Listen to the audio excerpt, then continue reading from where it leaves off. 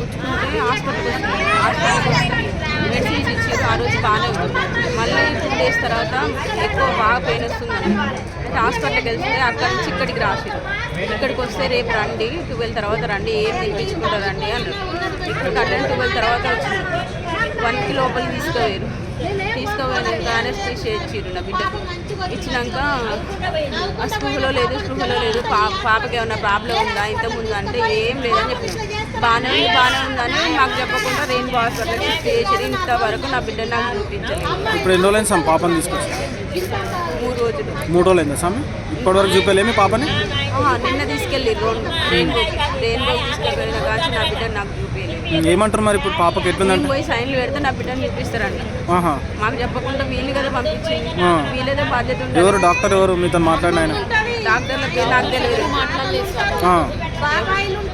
ఎంత మీ పాప వయసు? 5 years అంతే. 5 years. మీ పేరు? మౌనిక. ఎక్కడ ఉంటారు మీరు? పటాన్చెరు నుంచి వచ్చిరా? ఏం చేస్తుంటారు మీ భర్త?